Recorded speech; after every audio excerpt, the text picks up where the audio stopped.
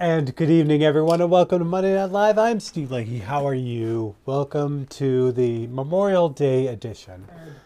Oh, that's really loud. Sorry, let's do that again. All right. So it's Memorial Day here in the United States, and I thought I would do a little landscape on Normandy Beach. So that's what we got going on. I got one painting for you to show you, and that's what we got. So hopefully everything's going well today, and yeah, let's get right to it. All right, my notes. You guys are jumping in. Hello, Brian Moore. Hello, Dan Mayer. Hello, Ryan. What's up? Yay. So yeah, so I only got one today because things have been crazy. I've been trying to get some stuff done. I found out that the Big Ashtabula show here in Ohio, which is a major art show, and I have not entered that yet. However, this year I want to. So the call for entries for that is June 1st. So that dollar bill painting is what I originally wanted to put into that show. However, that's not going to get done. So yeah, but I got other stuff, so we're all good. Hello, Rick Latta. What's up? Michael McClung, what is going on? All right, so we're going to start right off the bat as soon as I get situated here. How are you all doing today? Hopefully your day is going well. What do I got? What do we got? Bug, what is up? I should have done that, and I did not, and Bug just reminded me of it. So I want to give a huge thanks to all the star givers, not really star givers, they're super chat, super sticker givers from last week. And that includes Bug and Honey Rivera and Brian Moore and Michael McClung and Rick Latta and Mr. Steve Parsons. So thank you so much for that, guys. That is, I don't even know what to say. That is what is driving this whole thing. The algorithm in YouTube is also weird, and yet your super stickers and comments and likes and has been driving my baby channel way farther than it should be, and I cannot thank you enough for that. So thank you. Robert O'Malley, what's up? Yay. Chris Garcia, Bug, thank you so much. Awesome. Yeah, it's weird how the algorithm monster works, but by you guys being here and commenting and, you know, the super generous thanks, super thanks like Bug just did, and all your other fun stuff, you are propelling my baby channel way farther than it should be, and I'm super thankful for that. So thank you. All right. So let us get into the single painting that I did for this for today. If you are a member here on my channel, again, super thanks for that. That is gigantic, and I truly appreciate that. And if you are a member, you already know what this painting is because you have access to the early release of Time Lapse Tuesday, which will hit tomorrow. But you guys saw it in advance already. So Honey Rivera, the lovely Honey Rivera, has been asking for this painting for a while, and then she threw in a super chat last week and requested it again, so I pulled it off. And hey, Dan Mayer, what's up? Poco, what is going on? And Ian Hart, hello. Yay. So Honey last week and a bunch of weeks before has asked for a folded flag. So this is what I came up with for this. Of course, this is Brian. Thank you so much. So the folded flag is in honor of Memorial Day, and Memorial Day in the United States is today, and the idea of Memorial Day originated back just after the Civil War. During the Civil War in the United States, there was 700,000 soldiers that were lost during that, and as a result, the basically we came up with the day to memorialize the loss of the soldiers that had given their lives for what they believed in. There are Memorial Days across the world. UK has its Remembrance Day on November 11th. Australia, New Zealand uh, honor their fallen soldiers on April 25th. Uh, that was came about specifically about the losses in World War One, but it continues on as the Memorial Day for all of their lost soldiers. Victory Day in Russia is May 9th. Germany has November 16th. So Memorial Day is a common theme, and it just gives thanks to the people that have selfishly or selflessly given their lives in what their country believes in. So this is my Memorial Day painting. Switch it over to here. Hopefully it's in focus here. Michael McClung, thank you so much. So this is my Memorial Day painting. The Memorial Day or the Memorial Flag box that's shown here was designed and built by my friend John Kelly, and you can get his information on my YouTube channel tomorrow. John builds the most amazing memorial flag boxes. This one was tiger maple, and again, if you check out my YouTube channel, and I post a picture of the original version of this, which is flame maple, but then he stains it red. It's absolutely beautiful. So this is my my Memorial Day. So there you go. All right. So if you win tonight, you can grab this one or any of the 543s that we have on the website. And if not, this one will go up on the website after that. So, yay. All right. Thank you, guys. Yeah, that was, Honey had been requesting that one for a while, and I didn't get to it, but this week just seemed like the right week to do that. So in keeping with that whole Memorial Day idea, I thought it would be good to do a painting for Memorial Day. So no greater... So unfortunately, World War II has the highest soldier loss of any war that has happened in our history, and so I thought I would do I'd do a painting to kind of signify that. So I chose Normandy. And the reason why that kind of came up as well is because of last week's Nubble painting. So this is my painting of Nubble Lighthouse, and it got a great response on YouTube because I did this as the time lapse, and so a lot of people had asked kind of how I did it and how it came about. So the Normandy painting I thought would be a good continuation of that because I could actually show you guys live how I did that. And it's a continuation of that. So that's kind of what I was thinking for tonight. And hopefully you guys enjoy it. Enzo, what is up, buddy? What's going on? Kelly Drake, good evening. All right, so what I did was I grabbed a photo of Normandy Beach. And that's what I got there. Oops, that fell down. I don't need that. I guess I don't. So Normandy Beach, and I thought I would do a 543 of that. If you win tonight, what do I want to do with this? How do I want to do this?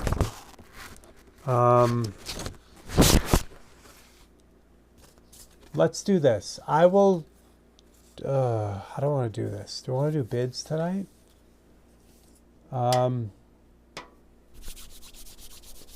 I really don't know what I'm doing. Grumpy, what's up? Yeah, I don't. Let's do this. So I will take bids for tonight's painting up to $100. If someone reaches $100, they win it automatically.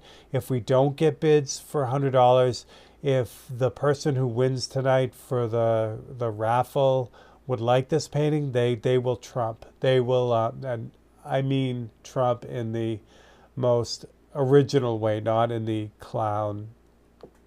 current clown version of it. So let's do that. So if we'll take bids for tonight, if you want this painting, bid on it.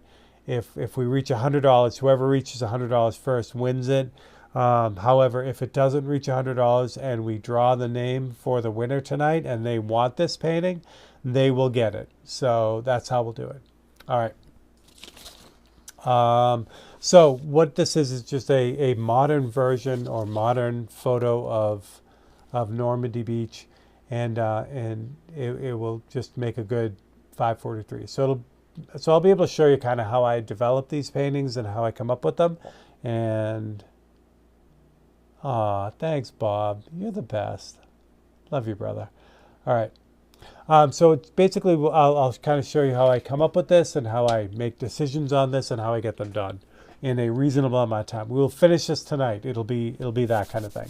So when I look at the 543s and how I want to kind of attack it, I basically break it down into values. Even though we have, what do we got? Oh, awesome, Grumpy. P47's a great plane. I love that. So what I do is I basically break it down into values. You obviously have the cliff here, and that's a major, like a dark value. You have the ocean as this, the tide is kind of coming in. I'm going to eliminate all the tourists on the beach here. I want this to be a very solemn kind of, it could be now, it could be 1940, 45, it could be anything.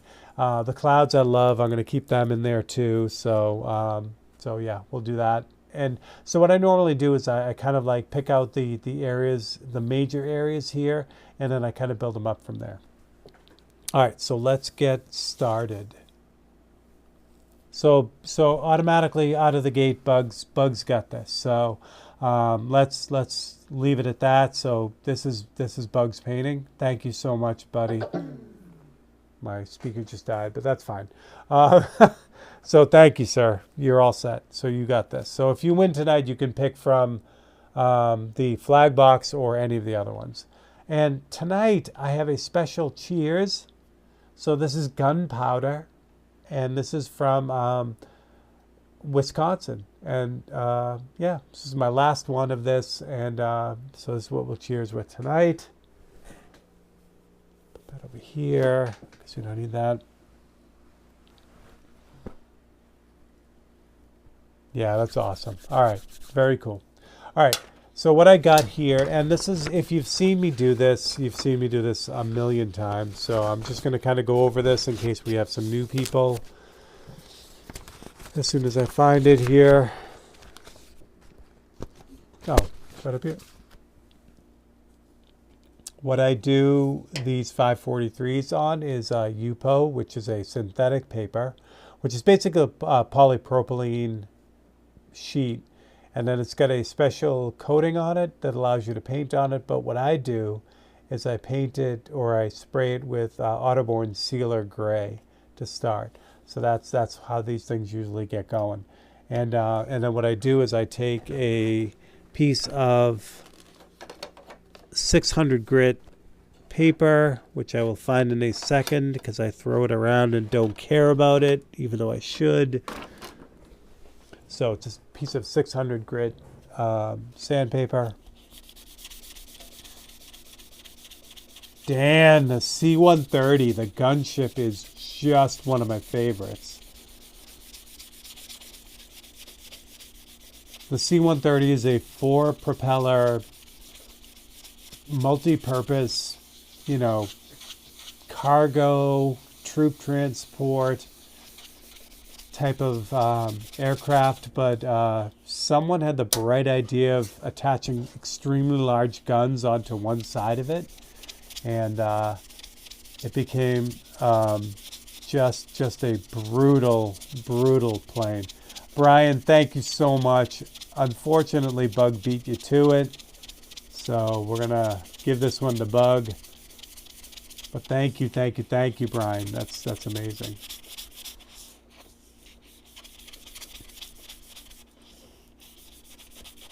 All right, so what I'm doing is I'm just taking the 600 grit sandpaper and knocking off the texture on this. There's not much, depending on how you spray this. I mean, I spray it fairly reduced, so generally 6,000, you reduce it about 10 to 15%. Through the spray gun that I use, I usually reduce it a little bit more, but that allows it to get a pretty even, kind of smooth coat. Then I take a Scotch-Brite pad, which has been abused to no end. Poco, thanks for jumping in, man. It's good to see you. So this Scotch-Brite pad is really, really soft. This is probably about 3,000 grit now. And I just use this to kind of clean it off and also get that final smoothness and get rid of those 6,000 grit big scratch marks. And that gives me a super, super smooth, really, really beautiful surface to work on. And that is what every 543 is. So if you get a 543, you get that kind of thing. So the next thing I do with the 543 is these are 3x4. These pieces of UPO are 4x5, so they're a little bit bigger, so they have a 1/2 inch kind of outline on them. Where's my pencil? I lost my pencil. What do I do with it? All right, anyway, we'll figure it out. So I need to mark off 3x4 so I know where I'm going with this. So I'll just use the Secura pen, which is what I sign these things with. And what I do is I make little tick marks where 3x4 is. So I'll do that here and here and here and here.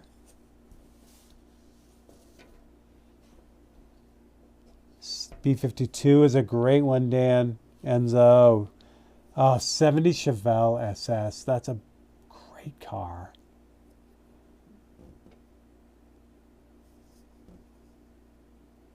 All right, so same thing. I'm marking off a 1/2 inch in on each side. There we go. I can't see it. What else we got? Yeah, Spectre. Good job, you guys. All right, so there's my tick mark. So now I've got where I need to go. So I like to tape off on these things. I don't have to because I use a mat on all these, like a pre-cut mat.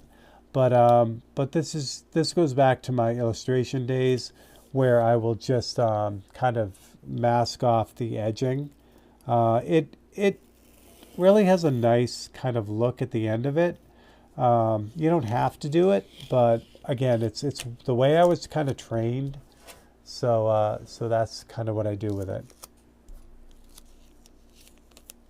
Red Arrow display team, nice.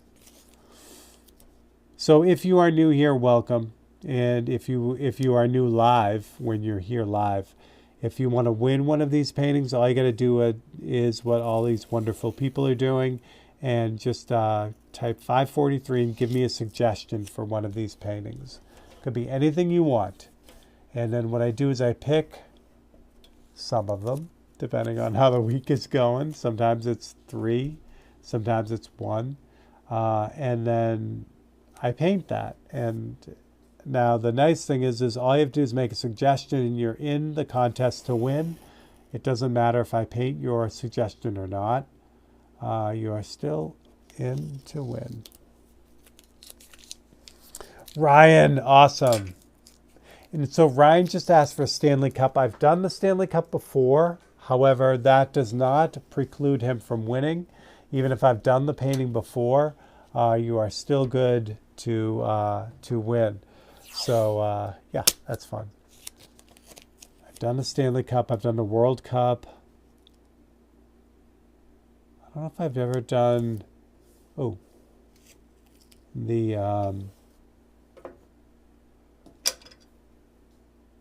yeah, I think I've done the Super Bowl trophy. I think I've done the baseball a World Series trophy.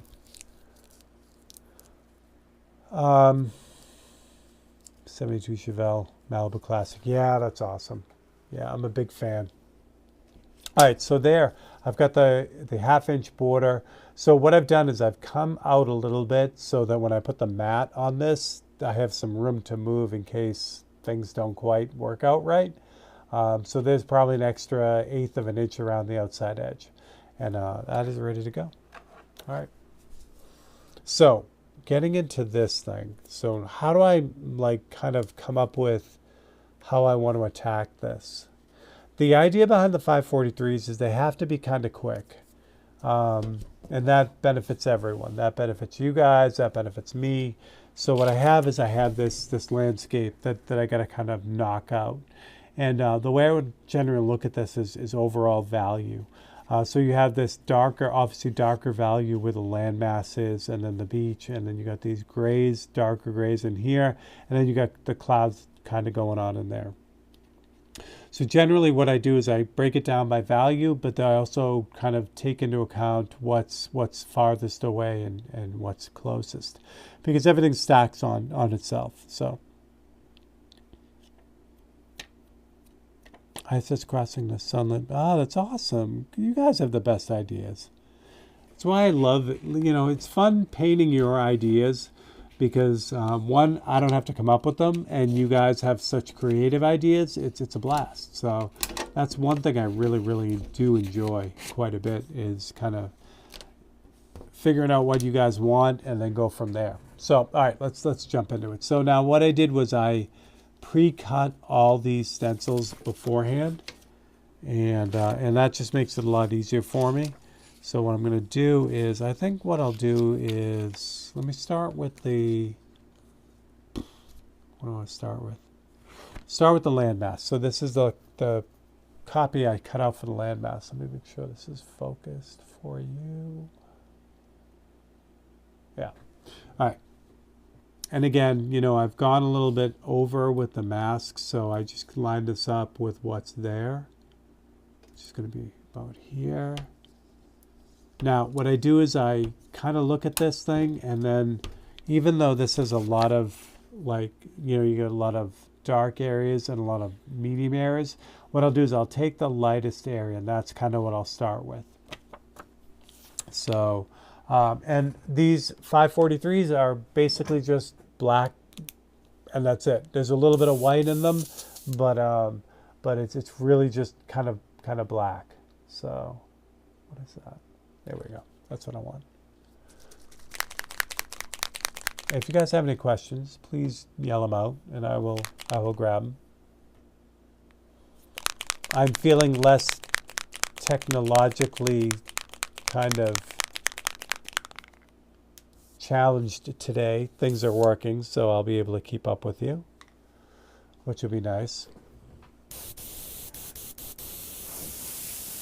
Niagara Falls is a good one. Misfit Skull is amazing.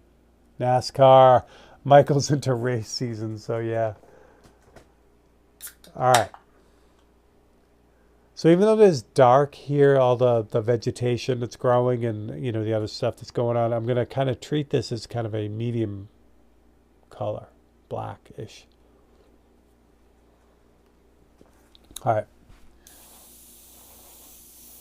Now, even though this is, you know, I mean, I don't have a ton of magnets on this. I don't really need a ton because I want to kind of let this blend in with everything else. I don't want anything super crazy hard-edged. So I'm going to start by just coming in with like a light mist on this, and really light. Just let it build up. Again, and that, because this is such a loose, unadhesive mask, by keeping the air going on this and just letting it kind of float in, I will get a really sharp edge on this, even though it's not really held down very well. I just got to let it, you know, kind of happen. I don't want to flood this thing out. I don't want to hit this really hard. I just want to kind of let this float in. And what that gives me out of the gate is a very sharp, sharp-edged kind of overall shape.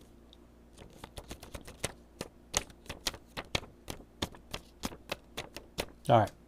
Next, what I want to do. So next thing I want to do, I'll look at this for a second. I really should put the white in because that will eliminate any blue shift. If I put a bunch of the dark in or the black in first and then go back in with the white, it's going to shift blue.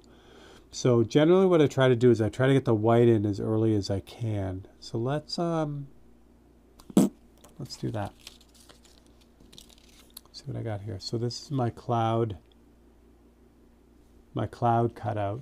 And yeah, I think it's worth saying or talking about the clouds and that kind of stuff. What I'll generally do is these, I've talked about it a lot. These cutouts are basically just like a roadmap for me. They're not super specific. They're not like really like, you know, they kind of cut and dry. They're really just kind of a generalization for me so that I can kind of get things started, and then I work from there. So there's nothing truer to that than the clouds here. The clouds are basically just going to be kind of like a roadmap for me to kind of get things done or get things started, really.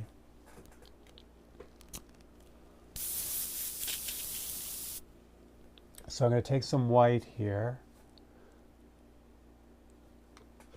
And again, so I've got the clouds cut out in the general shape up here, but I'm just going to kind of use that to kind of give me, oh, that's not what I wanted because it was too wet. Hold on. There's a little bit of water in there first. So what I'm going to do here is I'm just going to kind of really lightly go over this whole thing with the white. And even though this represents the lightest part of all those clouds, I'm just going to put a little bit in so that I can get a feel for where they are, and then I'll take it from there with the rest of it. And this is really important if you're kind of getting into this, you know, using the stencils to kind of get you you know, kind of a leg up on where you're supposed to be is great, but if you lean on it heavy, then all you're going to get is this like stencil-y feel, you know, and that's not really what you want. So, all right, you guys are doing the NASCAR thing. I love it.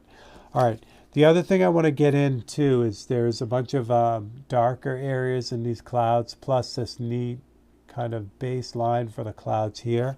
So I want to get those in too. And I should have a cutout for that, which I do right here. This is my medium gray stencil here. So I'm going to use this too. And this will allow me to get a bunch of stuff going on in the shoreline too. So I'm going to lock that in here.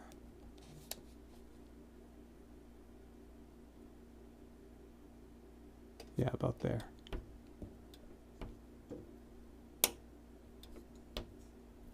So, of course, if you're keeping up with history, World War II unfortunately rates in as the #1 loss of human life for any conflict. Just devastating across the board. And again, that's kind of why I thought that it would be a good instance to do this for Memorial Day, since it affected so many people across the board. All right, so I've got the gray color here, or the medium gray. So I'm just going to kind of float this darker color in around everything that I just did. Again, if you're into airbrushing, or you're learning airbrushing or getting into it or whatever, this is really what it's all about. It's about, you know, not letting that template be a crutch for everything that you're doing. Yeah, it helps a lot, but it's not meant to be like, you know, it's not meant to be the final answer for everything that you do, you know? The airbrush is great. It's just another tool, and you learn its strengths and its limitations, and then you just kind of go from there. So now that I've got that kind of, well, I want to get this in a little bit more because I want that fairly strong. So now when I pull this off, I have the darker value overall, and I start to get this like overall, you know, value type of set for the whole thing.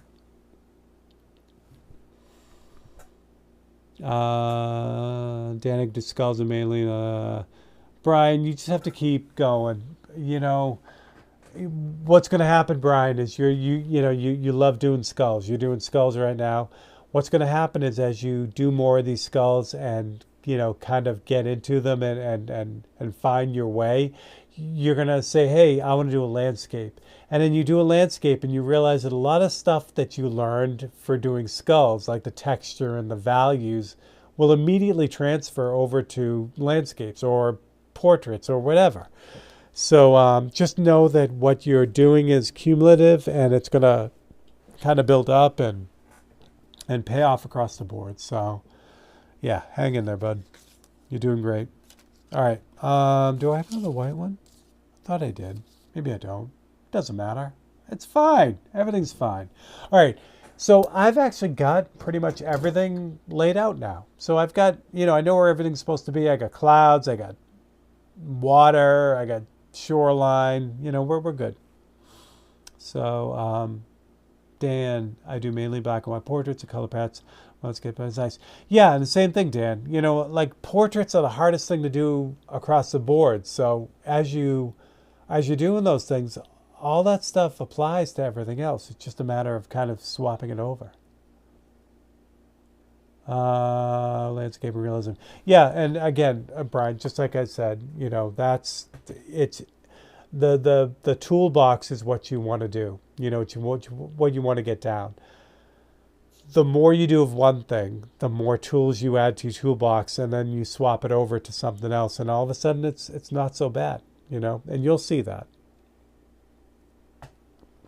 All right, the one thing I'm missing here is the kind of shoreline, which I know I didn't cut out. So I'm going to do that.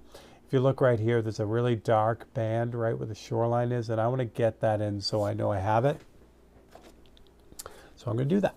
So I'll grab a cutout just for this, which is going to be here. So you'll kind of pick up on this as you kind of, if you're following what I'm doing, you know, when you watch my videos. I love to have accuracy in where things are, and these cutouts really help that. You know, they don't tell the story. They don't, you know, if I don't know.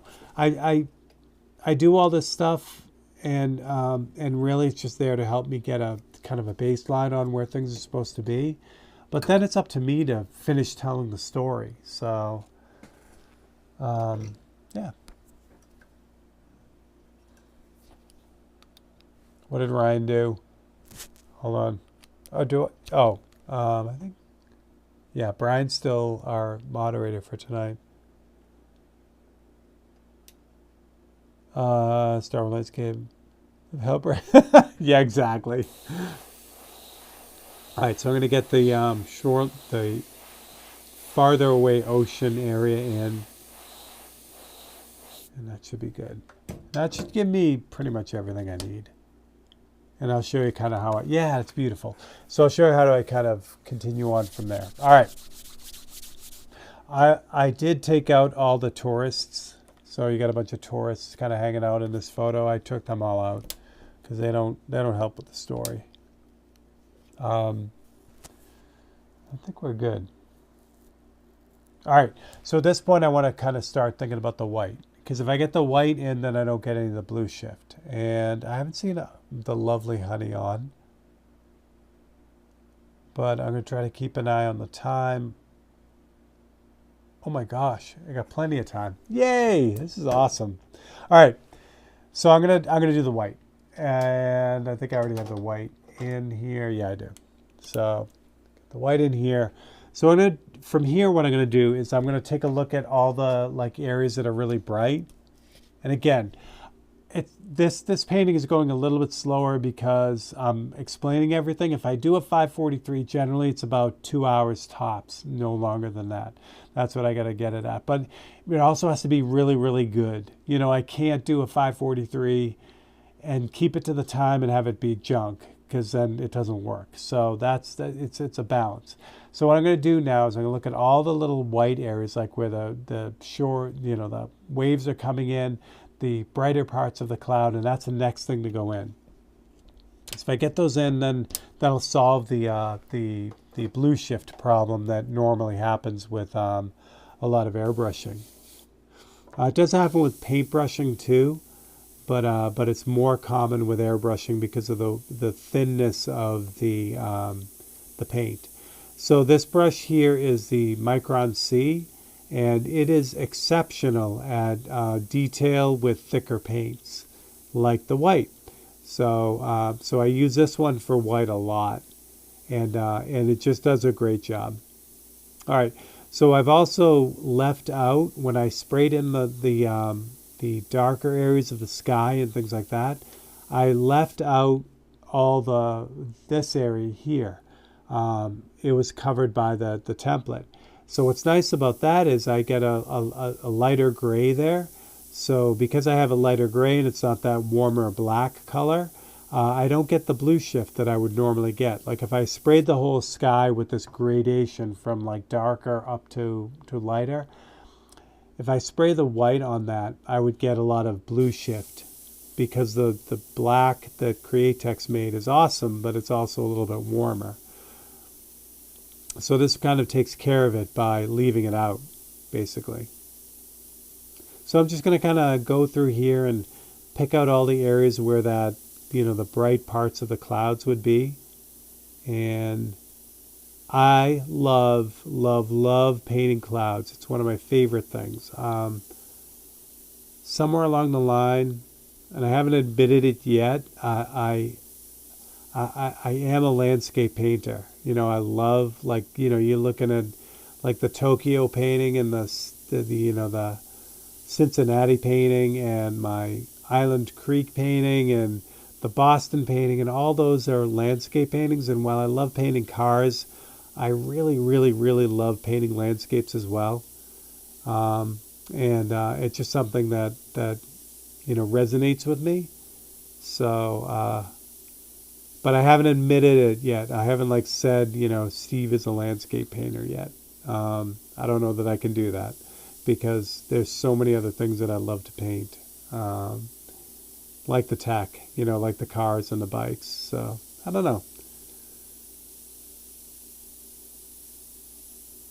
All right. So again, just running around this thing. And again, here I'm going to spend a little bit more time because we are doing great on time.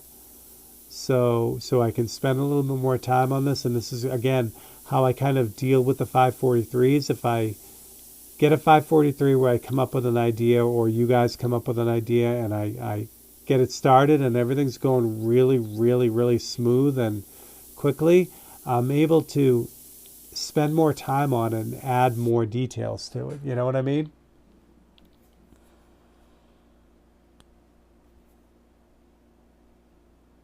Aw, Kelly, you made me cry. That's awesome, Kelly. Thank you. Um, Gosh, that's amazing. Uh, I don't know what to say. That's great. I love that.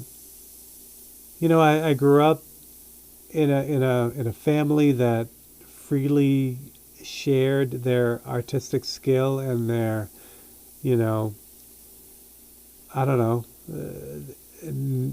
I grew up in a family of artists, and they were amazing in helping me. And I don't know. I just that means a lot to me that you guys are getting something out of it.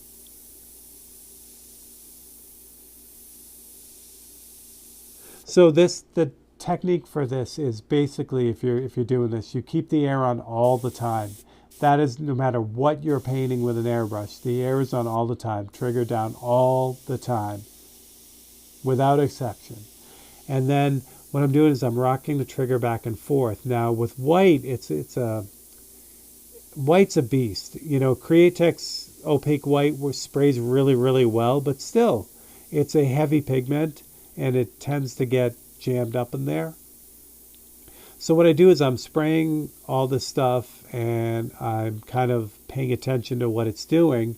If it starts to get really cloggy, like I have to pull the trigger back farther to get paint out. So the way an airbrush works, if you're not familiar, you push it down and then you draw the trigger back to get paint to come out. So with this, as I spray this, in the beginning when I start spraying, I just have to really just tap the trigger backwards to get white to come out. But as I'm spraying this, it builds up, it dries in the airbrush.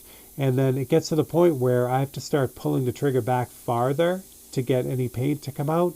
When that happens, I have to stop, push the airbrush off to the side and just kind of like blow out, the paint. Just kind of push it out so that I get rid of any dried paint that's kind of collecting in there. And then I can just go back to what I was doing.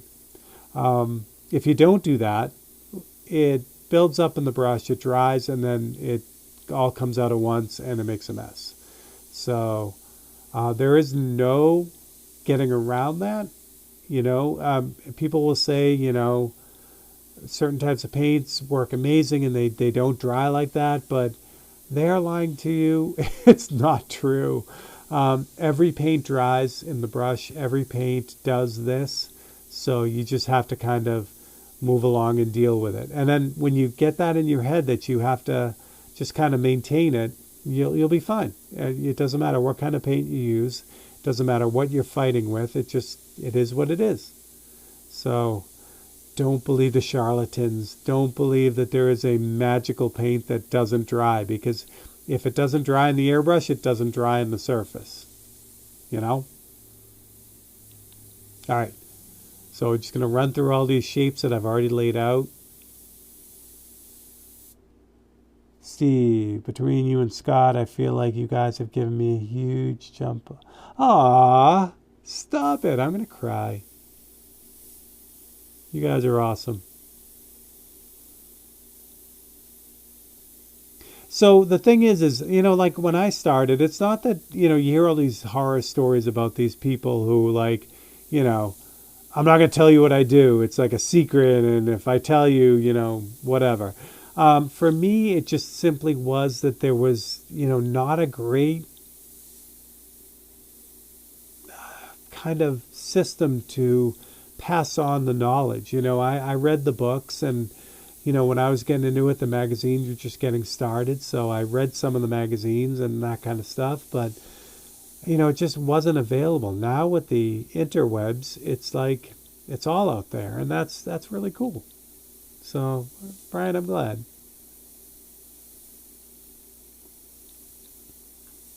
Again, I'm keeping an eye on the time because I don't want to go too crazy with this. It has to look good, but it also has to not be a 10-hour painting, because if it's a 10-hour painting, it's now a different thing. It's not a 543 anymore. It's a full blast painting. And that is really the difference between what I do in the big time paintings and what I do with these. I mean, these guys are designed to be something that everyone can get a shot at. They're under a certain amount of money, and hopefully, people can take advantage of them and grab something kind of cool and still get an original piece of art. That's the thing. I really want people to be able to have, these paintings and not have it be like, a crazy thing.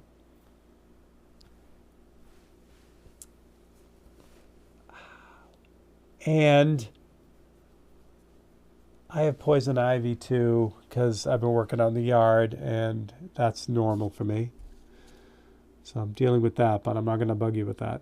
All right, so I've got the white in here.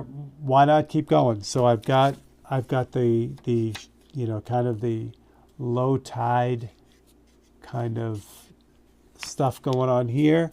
So we're going to add that in too, because again, if I spray the dark over that, it's going to be much better than if I try to get, the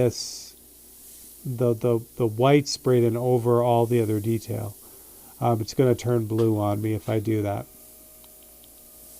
So we're going to add all the shoreline in. We're definitely going to be in good shape. We're going to get this whole thing done tonight, which will be lovely.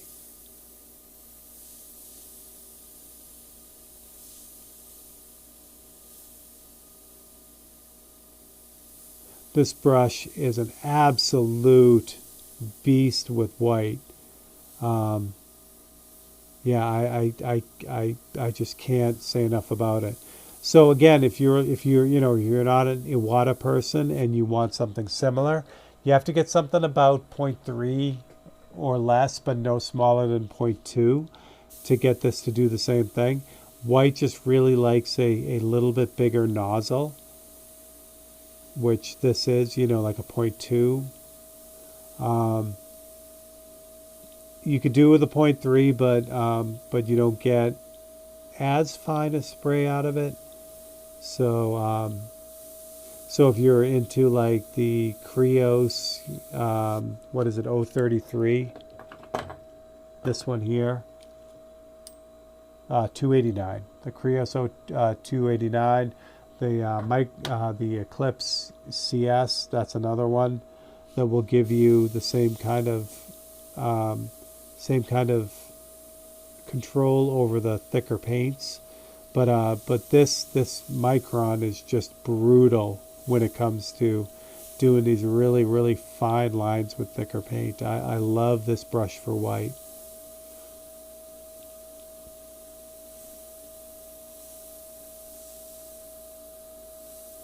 So again, just, I mean, yeah, it's nice having, a bunch of control, but if I wanted to,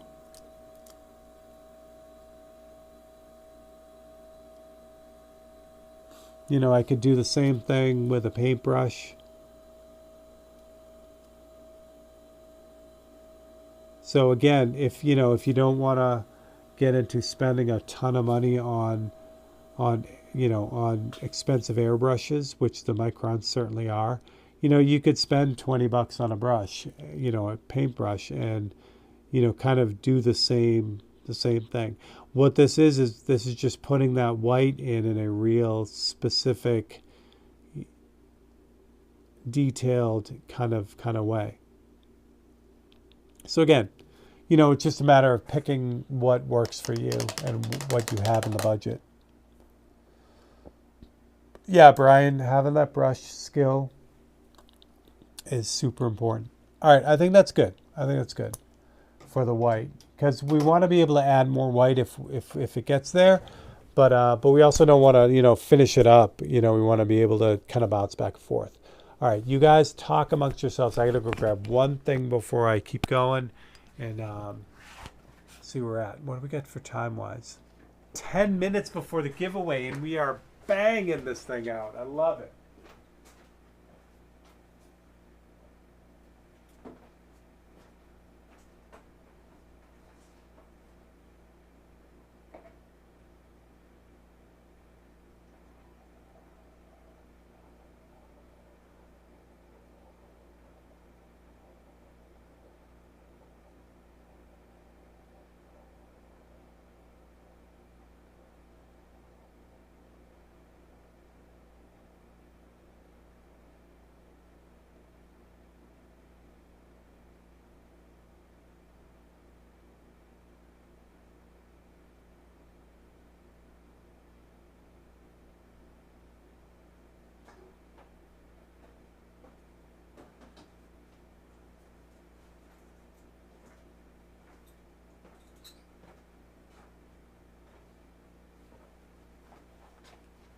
All right.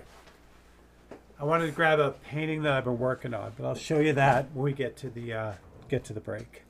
All right, so let me grab. Let's see what we got. 10 minutes. Perfect, Chris. Chris, cheers, buddy. All right, I want to grab the this one. So, all right, so at this point now, what I want to do is I want to kind of lock in the darker areas so that I can excuse me, so I can add a little bit of paintbrush in there as well. So I'm going to line this up. This is the kind of blacker areas, right? No, a little bit off. Like the real darker areas of trees and that kind of thing. Again, this is everything I do is just kind of like a roadmap thing. Like I don't want it to be, I don't want it to be like definite. I just want to kind of have it be a guide. So I'm going to kind of go in with the black. This is still really reduced. It's 1 to 10. So it's 1 part paint to 10 parts reducer. So this just kind of gives me a idea where these darker areas are going to be. And again, at the end of the story, what it is, it allows me to just kind of make up the details on my own. It gives me the roadmap, and then I'm able to just kind of take it from there, and make the jump from the rest of the way.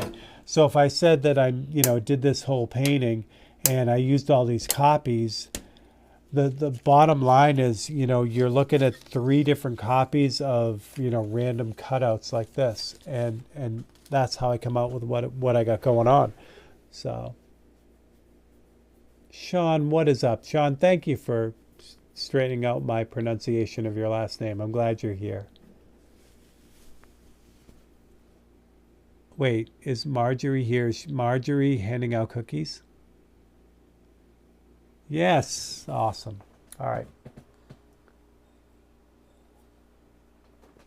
All right. So again, I just threw that black in there, or the dark area. So now I know where that stuff is. And that's really, that helps it a lot. So what I think I'm going to do, there are 2 ways to go here with the darker areas. There's a lot of paintbrush work that you're going to see kind of in this area. But the question is like, what do I do here? Do I do the paintbrush stuff or I do the airbrush stuff first? It's a toss-up. I could do either. In fact, what I'll do is I'll do a little bit of both so you can see, that at the end it doesn't really matter.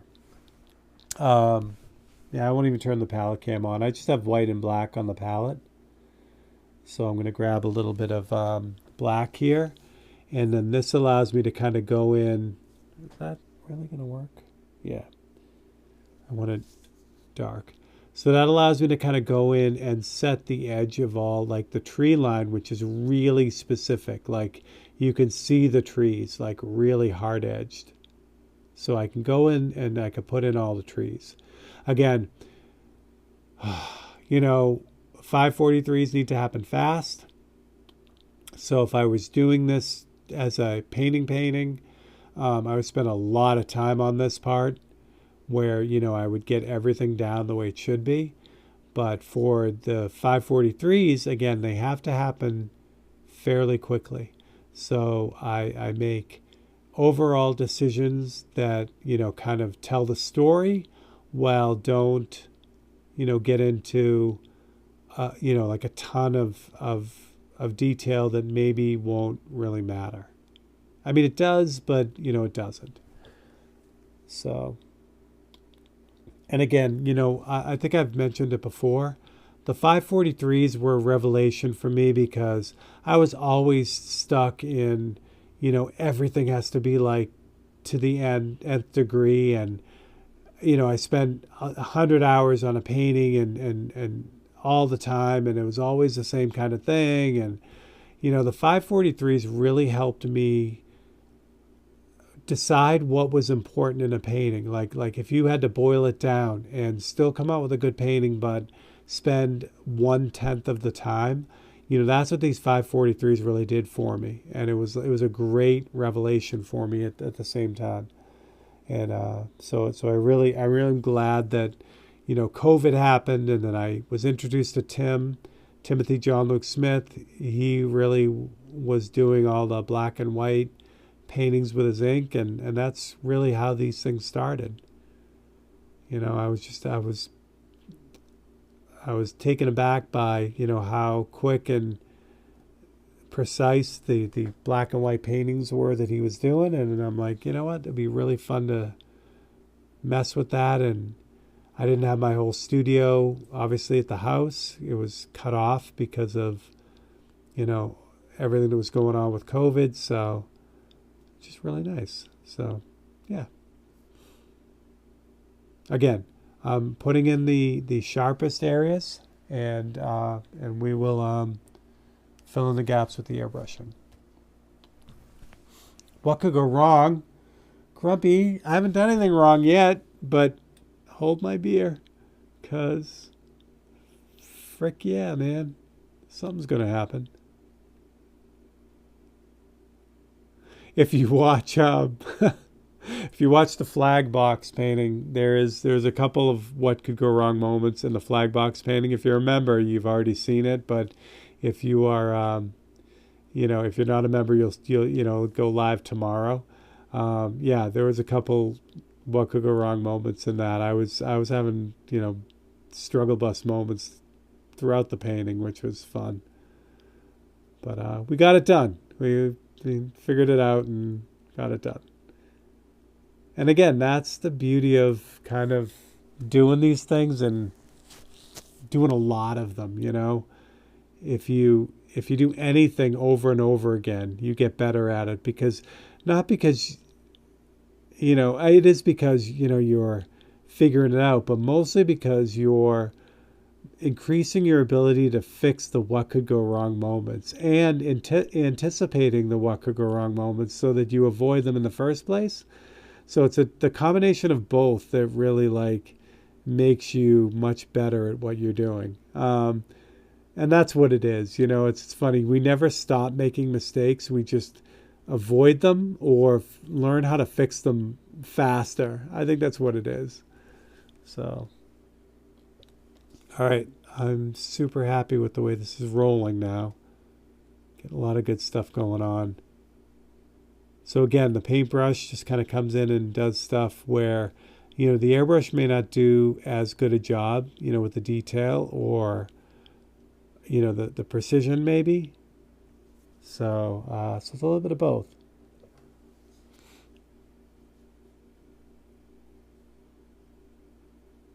So Normandy Beach here is very serene. I picked a very current view of Normandy Beach. And we can't even imagine the hellscape that it was on D-Day for both sides. It was like, I don't know. And that's really why I wanted, this, or, it could have been Omaha Beach or any of the invasion beaches. And, of course, that wasn't even the end of the war. So, yeah, it's mind-boggling. What's that say, Bob? It's one of the respects we should have. Yeah, and if you get a chance, watch the video tomorrow and then go visit John Kelly.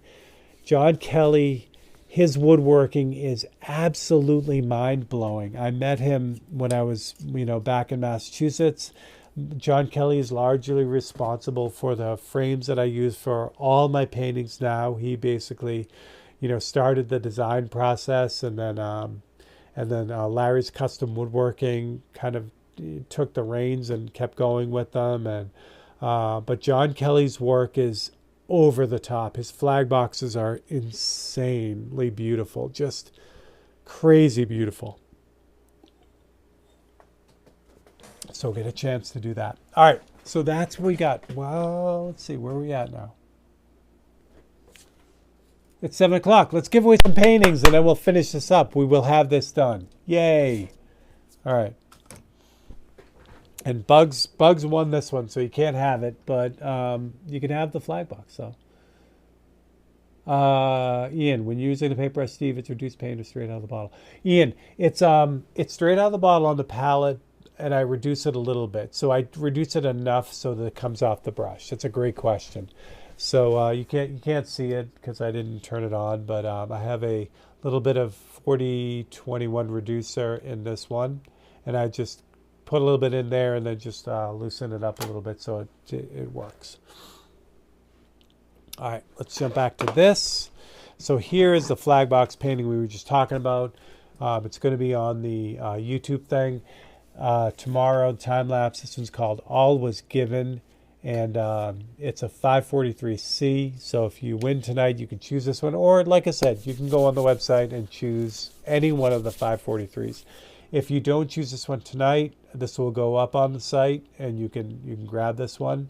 And yeah, that's what I'm talking about. I don't know what I'm talking about. All right, we had 11 people on the list tonight. Where's my list? How do I actually go and lose stuff like that so fast? No. Oh!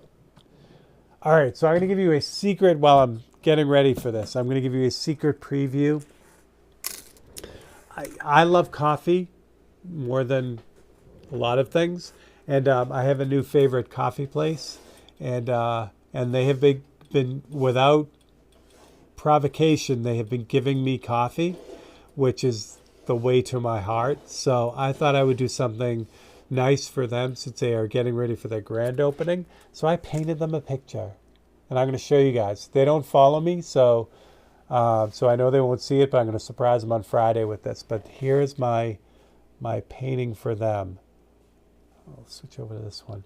It is 2 little coffee beans that I painted, but I used highlight green, which I don't know if this will show. Probably won't. But if you look really closely in the background, there's a spiral, and that is their logo, which is a lot of fun. Maybe it'll work this way. Yeah, there it is. So you see their green logo in the back. So I did this for them because they gave me free coffee, and I love that. So yeah. So that's that one. That's what I went and grabbed earlier. I want to show you guys because it's fun. All right. Now, the heck? What do I do with my thing? Seriously, how did I lose that? It's right here, Steve. It's okay. Everything's fine. Everything's good. Thanks, Ryan. Yeah, actually, that was a lot of fun. I'll show you that one more time real quick because it was a good one. This is not a 543. It's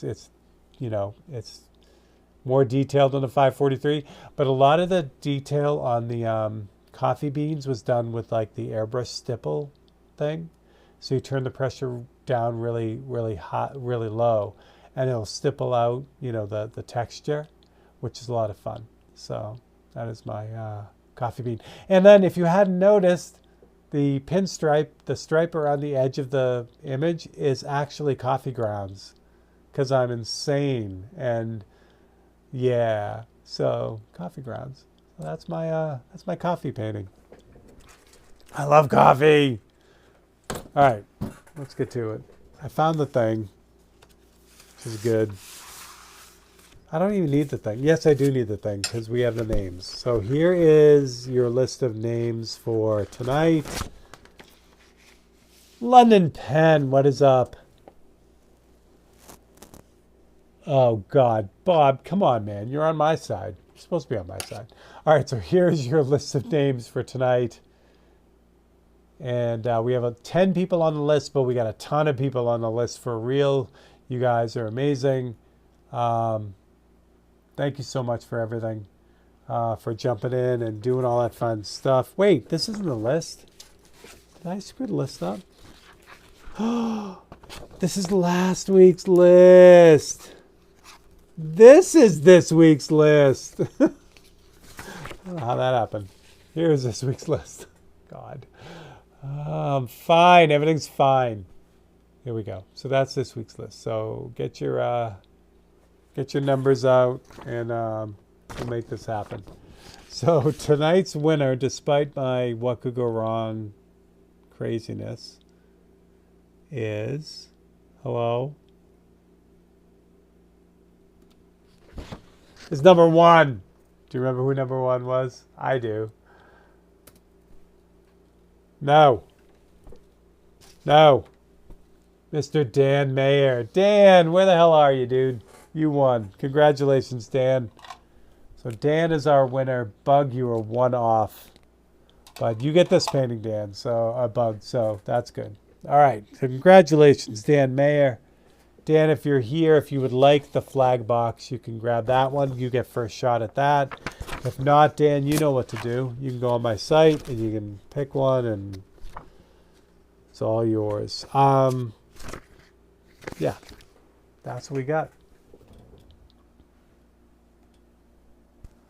So Dan is here. Dan, you know what to do. Dan, if you want the flag box, let me know before the end of the feed, and that way you get first shot at that. Other than that, Dan, if you want to pick something else, there is no time limit on that. You can, take your time and pick something you like, and yay. All right, let's get back to it. So now I've got the next level of detail in. So I've got the paintbrush stuff, but obviously this looks like dripping oil off of the landscape, and that's not what I want. I want to kind of blend it in. I know, Bug, you is so close. All right. So what I want to do is I want to blend this in. So the best way to do that right now is to do with the airbrush, because I've got it to the point now where, I've got it pretty much locked in. The best part about this is really all that I've got to do left is the airbrush part of it. So I've got black in the brush. And now I just got to kind of make it all make sense. And I'm going to start in the clouds because that's, kind of the first part.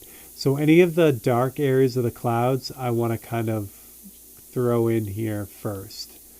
And the clouds are really, soft and, kind of flowing. So that's just a nice place to start for me because it gives me a chance to kind of get warmed up. So I just kind of roll around this thing, and anywhere where I think there should be a little bit more darkness, I kind of go in.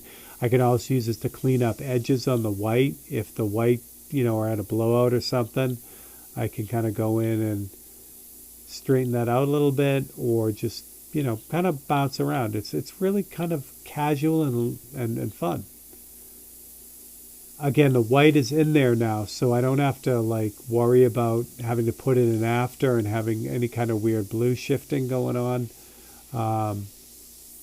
It's just a matter of, kind of dropping this in. Now, if something happens and I go overboard with the black, I can certainly jump back with the white and straighten it out. And again, as long as I didn't go crazy with the black, it's not going to take a lot of white to fix it, so I still won't get that blue shift, which is wonderful. Here we go. Nothing crazy. Again, it's like we talked about last week. Subtlety is way, it's way underrated. You having a little bit of subtlety in there really adds a lot to the whole feel.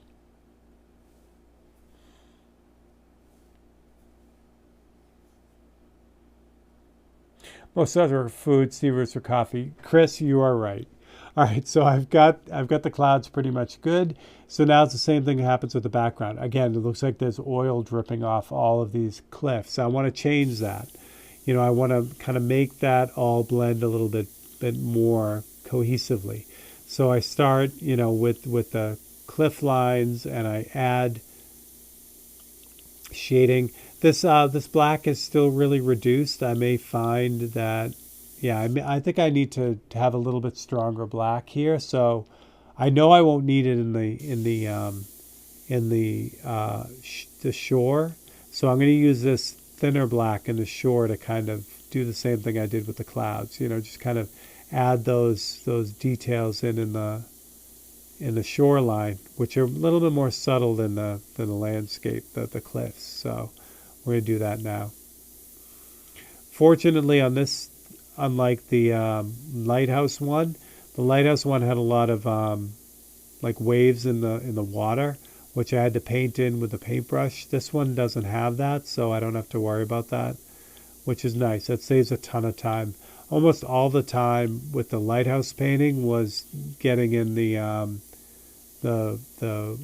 little wavelets, I guess, that are on the ocean. This one is, a lot more spread out, so that makes it a little bit easier to kind of pull off. Again, this is the kind of thing where, what's better, paintbrush or airbrush? In this case, it's softer, so I'll use the airbrush. If it was more, wavelet type of thing, details like the Nubble painting, then that needed to be paintbrush first. But I still used airbrush in it to kind of spread things out and, make things more cohesive overall. Again, the idea is I don't want the tool to determine what the painting looks like. I just want it to be the story.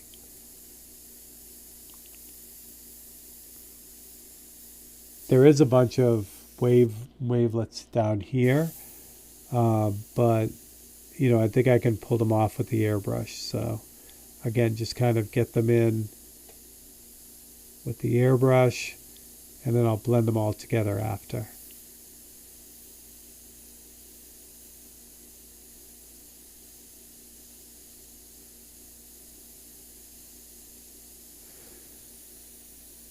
So again, Memorial Day here in the U.S., it's important to remember that Memorial Day is not the same as Veterans Day.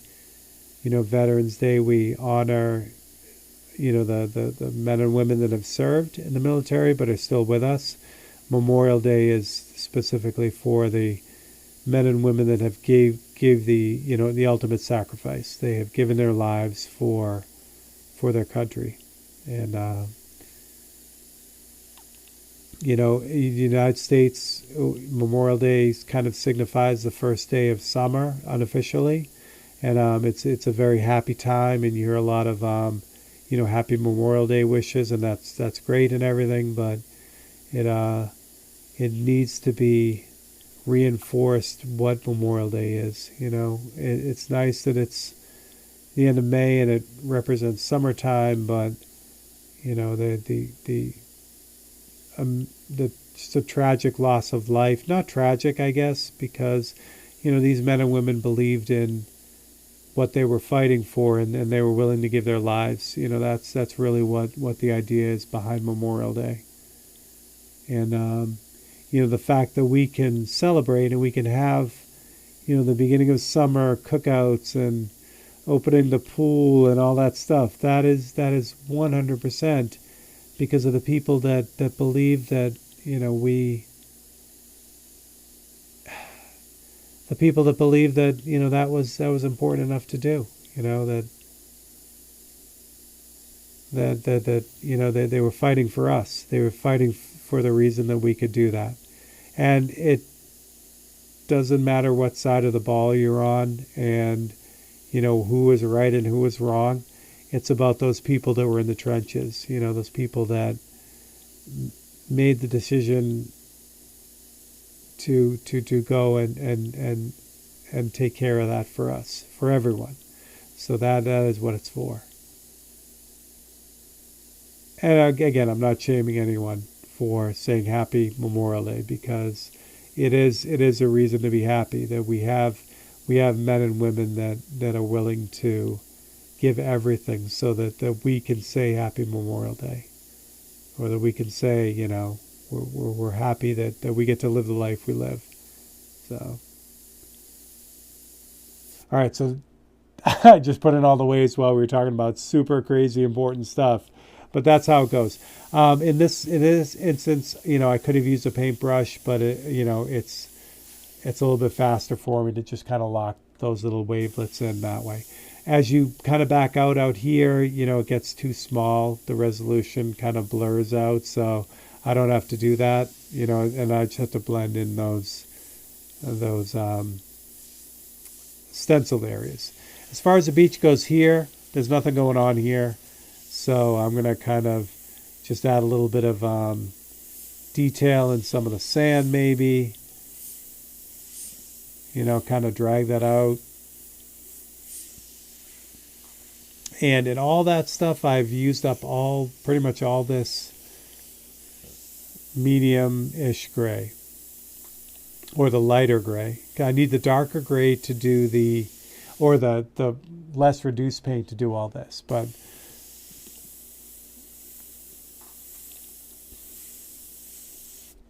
Dan, I haven't been keeping track, dude. If you said you wanted something, please let me know again. I'll check all the comments after, but yeah. All right, so there we go. So that's the sand is pretty much there. So now let's switch out. So I'm going to use a little bit thicker black here. I'm going to use 1 to 5. So it's 1 part paint to 5 parts reducer. And through this brush, this is like spraying like dense black. It's great. So I'm going to start in this area here because this is all like the little trees that are growing on the the landscape. And actually, I may need to go with the even darker one than this. We'll check it out though.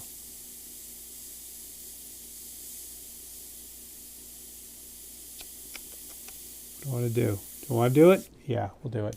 So I'm going to jump right to the 1-to-1. This is 1 part paint to 1 part reducer. So it's about as thick as this brush is going to take.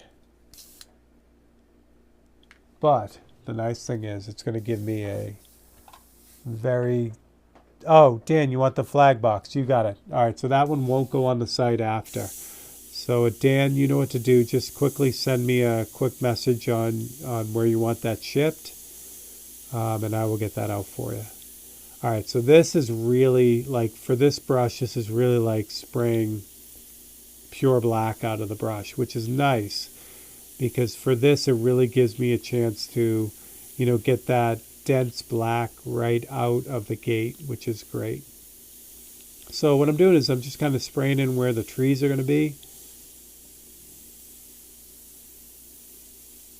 And blending that out. This whole area is supposed to be kind of dark, almost black. So this just gives it a little bit of interest in the middle of it. But again, because I painted it with the paintbrush, I have these really hard edges on the outside edge, which is great. It gives me kind of this blend across both. I have airbrush type strokes and I have paintbrush type strokes at the end. Now for the cliffs itself, same thing up here. It's mostly trees, mostly dense black. So I'll kind of fill that in as well.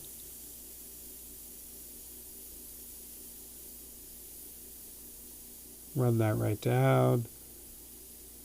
And then for the parts in here where the like kind of vegetation is growing along the cliffs, this is where the airbrush works really, really well. I can add that in without having it look too like cut and dry like the paintbrush would do. So I can add some fades in that. I can add the striations where the kind of the ground shows its or the land shows its sedimentation in there, which is a lot of fun, which is difficult to do with the paintbrush. I mean, if I put that line in with the paintbrush, I'd have to thin it way down and it would be, maybe it would work, maybe it wouldn't work. But with the airbrush, I've been using the airbrush long enough where I have enough control over it that I know I can get it to spray out in a thin way like that. And again, the idea is to kind of blend out the look of the paintbrush and have it be kind of a combination of both. I don't want it to look like, oh, that's airbrush or oh, that's paintbrush. I want to, just be like, oh, that's the landscape, that's trees, and that's, lines in the ground, or whatever it is. That's it. For me, it's telling a story. I don't want it to be a story about the airbrush. I don't want it to be a story about the paintbrush. I want it to be a story about Normandy.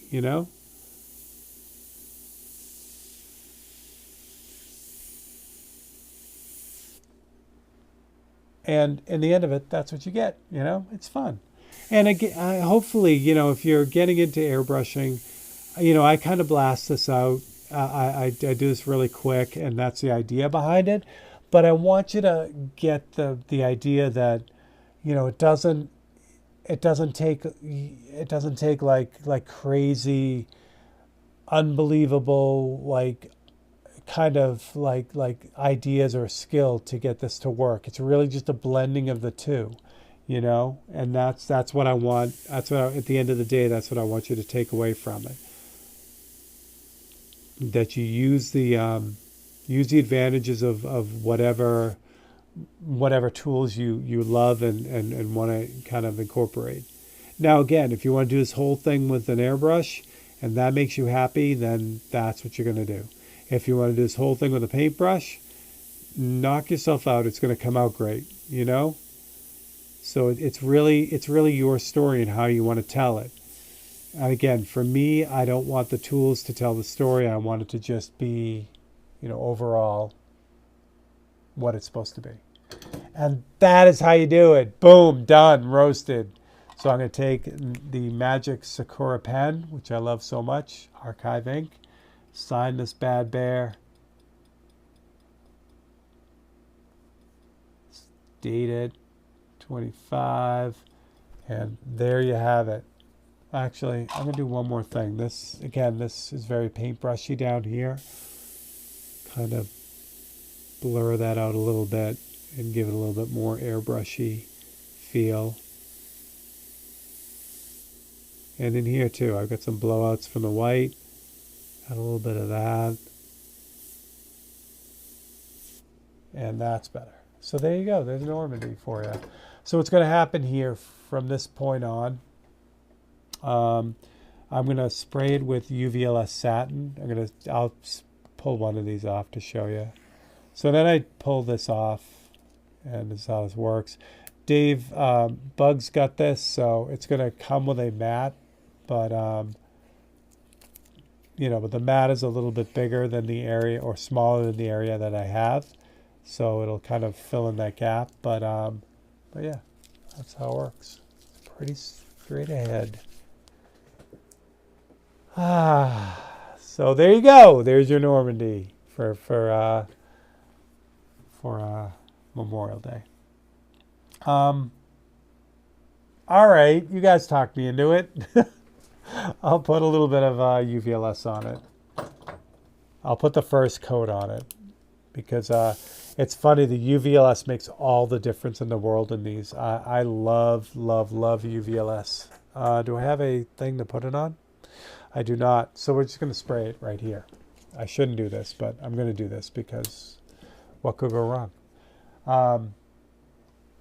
So I use UVLS satin for all these paintings because it levels them out, it makes them look great, and yeah, it's just beautiful. So it's UVLS satin, and what I do is I spray them with the a 0.5 millimeter airbrush. This is a Clip CS, but it's got the guts of a BCS in it, the bottle feed. So what I do is I reduce this stuff 20%. To go through this. Normally you do 10 to 15%, but through this brush it needs to be a little bit thinner, and for this size it works out great. So what I do is I just put a nice light even coat, and then I do generally about 4 coats, 3 to 4 coats depending on.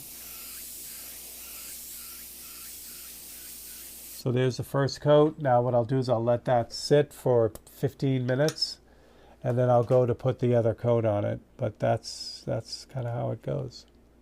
Ta-da! That's it. So congratulations to everyone. Ryan, so Bug's going to get this one. Yeah. And what I do? Yeah. I don't know what I'm doing. What the hell am I doing? I don't know what I'm doing. Yes. All right. So Dan Mayer's got the flag box. Ryan, Bug's got this one. And that's what I got. So, yay. So there we go. So thank you so much for hanging out with me for this one. We have the normal week this week. I am working on the Tokyo paintings, so that's going to be on Wednesday. We have the time lapse of the flag box tomorrow, so you can check that out. And that's what I got. So if you want to get your suggestions in the next couple minutes, that would be great. Just type 543 and then drop them in the comments, and then you will be entered to win next week, and you can win like Dan won. And that's what we got. So, all right. Have a wonderful week. Take care of one another, do good things, and that's what I got. And I will catch you guys all next week. So take care.